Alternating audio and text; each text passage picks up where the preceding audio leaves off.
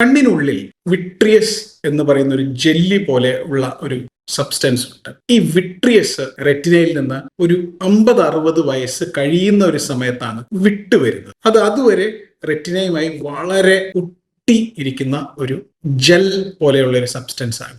അപ്പൊ ആ വിട്ടുവരുന്ന സമയത്ത് പലപ്പോഴും എന്ത് പറ്റുമെന്ന് വെച്ചാൽ ആ നടുക്കുള്ള ആ റെറ്റിന വിട്ടുവരാൻ കുറച്ച് ബുദ്ധിമുട്ടുണ്ടെങ്കിൽ ചെറിയ വലിവുണ്ടാവും. ഈ വലിവ് അതിന്റെ കൂടെ നമ്മളുടെ 2 സൈഡിൽ നിന്നും ഈ റെറ്റിനയുടെ ഏറ്റവും മുകളിലുള്ള ഒരു വളരെ മൃദുവായ ഒരു പാടയുണ്ട്. ഇന്റേണൽ ലിമിറ്റിംഗ് മെംബ്രെയിൻ എന്നാണ് അതിൽ പറയുക. അത് 2 സൈഡിലേക്കും വലിക്കും. അങ്ങനെ റെറ്റിനയുടെ ഏറ്റവും നടുക്കുള്ള ഭാഗത്ത് നോർമലി ഇങ്ങനെ ഒരു കുഴിയായി ഇരിക്കുന്ന ആ ഒരു ഭാഗം 2 സൈഡിൽ നിന്നും വലി വരുമ്പോൾ അത് പതുക്കെ പൊട്ടി വരും. ആ പൊട്ടി വരുന്ന ആ നടുക്കുള്ള ആ ഓട്ടയ്ക്കാണ് മാക്കുലാർ ഹോൾ എന്ന് പറയുന്നത്.